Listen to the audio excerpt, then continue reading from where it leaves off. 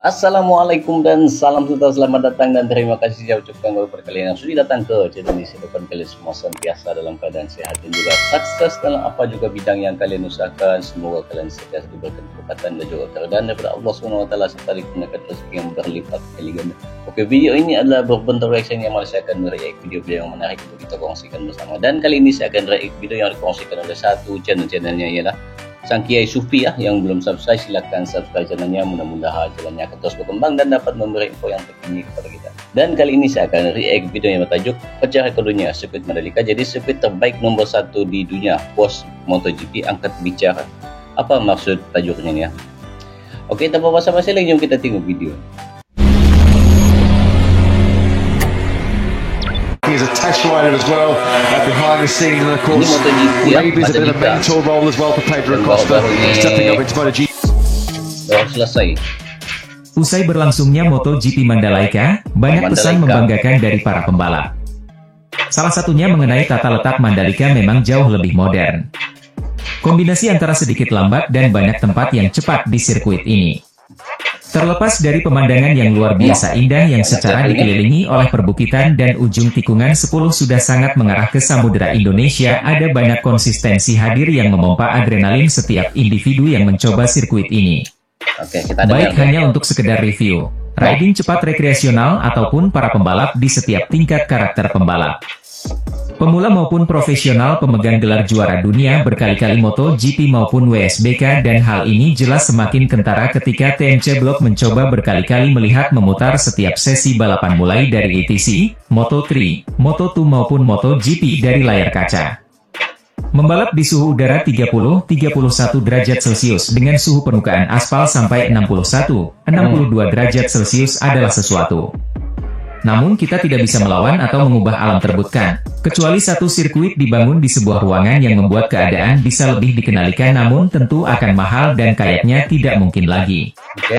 Namun kita bisa melihat ada banyak sekali kejadian overtaking dilakukan di semua kelas dan hampir semua pembalap bisa memberikan perbedaan ketika mereka mengerti harus bagaimana. Di sisi lain, perhelatan Pertamina Grand Prix of Indonesia atau MotoGP Mandalika 2023 di sirkuit Pertamina Mandalika sudah usai. Race Director MotoGP Loris Capirossi memberikan pekerjaan rumah alias PR buat sirkuit Mandalika. Loris menilai sirkuit Mandalika menjadi salah satu sirkuit paling aman di kalender MotoGP, salah satunya karena memiliki area runoff yang luas. Meski begitu, bukan berarti sirkuit Mandalika tidak bebas PR untuk menggelar MotoGP tahun depan. Menurut Loris, PR-nya adalah membuat lintasan bersih dan membuat lebih banyak bekas tanda ban agar grip motor MotoGP lebih baik. Masalah yang kami hadapi saat ini di Mandalika adalah selalu ada sesuatu yang sedang dibangun. Inilah sebabnya mengapa terkadang trek tidak sepenuhnya bersih. Tapi seperti saya katakan, kami perlu tindakan di trek sebelum MotoGP. Seperti 1 bulan sebelum digelar MotoGP, hingga seminggu sebelumnya Anda harus menggunakan seluruh lintasan untuk meninggalkan bekas tanda ban, agar grip motor MotoGP lebih baik dengan bekas tanda ban. Tapi selebihnya sangat bagus, kata Loris saat di sirkuit internasional Pertamina Mandalika. Sempat dihujat karena lintasan kotor, kini sirkuit Mandalika dipuji habis-habisan para pembalap MotoGP. Bagi yang belum tahu, sirkuit Mandalika kembali menjadi tuan rumah MotoGP Mandalika 2023 alias untuk kedua kalinya setelah debutnya pada 2022. Pada MotoGP Mandalika 2022, Miguel Oliveira yang kini membela tim Triptodata RNF di MotoGP 2023 sukses meraih kemenangan. Namun, sirkuit Mandalika saat itu sempat mendapatkan kritikan dari sejumlah pihak, termasuk pembalap MotoGP 2022, yakni Pol Espargaro. Pasalnya, lintasan sepanjang 2,68 mil tersebut dianggap sangat kotor setelah hujan pada hari pertama atau Jumat pagi. Selain Pol Espargaro, Franco Morbidelli juga menyebut sirkuit Mandalika sangat berbahaya bagi pembalap MotoGP yang harus membersihkan trek dengan motornya. Satu-satunya masalah adalah kami menghadapi situasi di pagi hari, di mana trek sangat kotor dan kemudian kami perlu melakukan beberapa putaran untuk setidaknya membersihkan lintasan, kata Pol Espargaro pada 2022. Namun kini, sirkuit Mandalika sebagai venue MotoGP Mandalika 2023 pada 13 hingga 15 Oktober ini justru mendapat pujian dari para pembalap MotoGP karena jauh lebih bagus, baik dari sisi permukaan, kebersihan, estetika, maupun fasilitas. Hal itu diungkapkan oleh Direktur Utama Mandalika Grand Prix Association, MGPA, Priyandi Satria. Saya keliling sirkuit dan ketemu beberapa pembalap yang menyempatkan diri keliling melihat kondisi sirkuit. Mereka sendiri menyatakan kondisi sirkuit tahun ini jauh lebih bagus, kata Priyandi di Mataram. Salah satu pembalap MotoGP yang memuji sirkuit Mandalika, yakni Aleix Espargaro. Rider Aprilia Racing itu secara terbuka memuji kualitas aspal sirkuit Mandalika yang mulus dan tidak ada gundukan-gundukan yang dapat mengganggu para pembalap. Saya tidak berpikir gripnya lebih buruk dari Barcelona, Argentina, atau Qatar. Dan satu hal yang harus kita ingat adalah ini hari Jumat. Saya pikir jika saya tidak terjatuh, saya bisa mencapai 1 menit 29 detik. Saya tidak mencapai di bawah 1 menit 32 detik tahun lalu. Jadi, menurut saya, aspalnya bagus, kata Aleix Espargaro. Hal baiknya adalah kami telah mengunjungi beberapa sirkuit di mana mereka telah memasang aspal baru dan sudah terdapat banyak gundukan kecil. Di sirkuit ini sempurna. Tidak ada benjolan, tutupnya. Pembalap Honda Marc Marquez menunjukkan ekspresi frustrasi setelah terjatuh dan gagal finish MotoGP Mandalika Pertamina Grand Prix 2023 di sirkuit internasional Pertamina Mandalika, Minggu, 15 Oktober 2023. Marc Marquez untuk kedua kali terjatuh dan gagal finish di MotoGP Mandalika Pertamina Grand Prix 2023. Pada MotoGP Mandalika Pertamina Grand Prix 2022, Marquez kecelakaan saat pemanasan. Penampilan Marquez di Mandalika tidak terlalu buruk. Marquez bisa finish ke-6 dalam sesi praktice MotoGP Mandalika Pertamina. Akan tetapi setelah itu pembalap 30 tahun ini mengalami kemerosotan. Akhir pekan ini dimulai dengan cukup baik pada hari Jumat. Tetapi situasi kami semakin memburuk dari hari ke hari, ujar Marquez. Saya cukup tenang dan santai dalam balapan hari ini. Tentu, saya terus kehilangan posisi, tapi saya tidak panik. Saya hanya mencoba menyelesaikan balapan, ucap Marquez menambahkan. Akan tetapi, upaya Marquez kembali meraih podium setelah di MotoGP Jepang sekaligus memperbaiki penampilan di Mandalika pupus setelah mengalami low CD di roda depan di tikungan 13 pada lap ke-8. Ya, saya kehilangan kendali roda depan lagi di tikungan 13 ini, tidak ada tanda peringatan, tutur Marquez dengan raut sedih seraya menunjukkan gestur mengangkat bahu. Sulit untuk dipahami.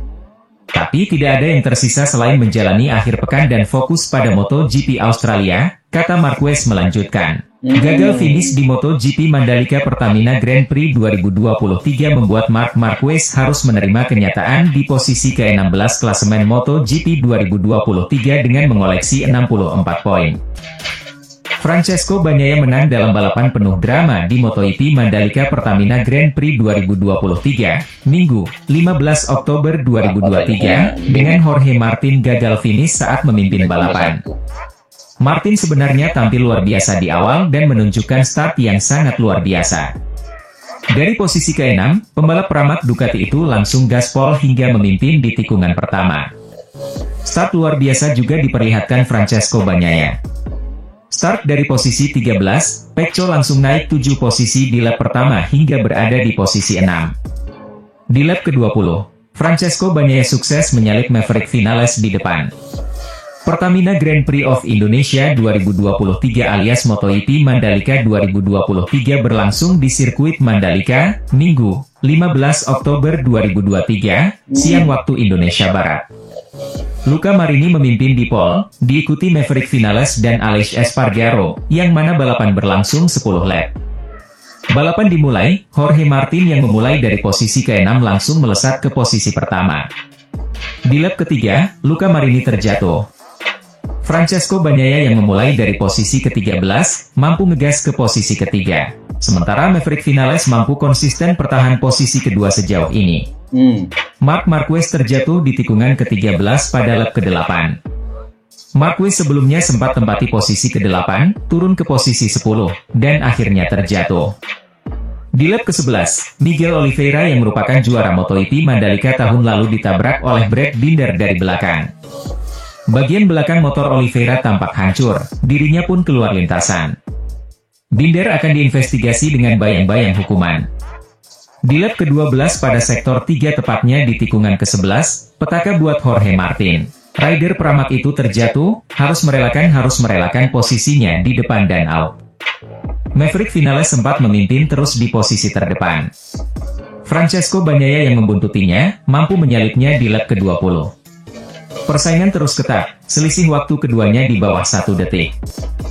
Pembalap LCR Honda, Takaaki Nakagami, ikut penasaran dengan jokes, pinjam dulu 100, yang sedang marak di kalangan rider MotoGP menjelang balapan di sirkuit Mandalika. Jokes itu awalnya dari pembalap Aprilia, Maverick Vinales.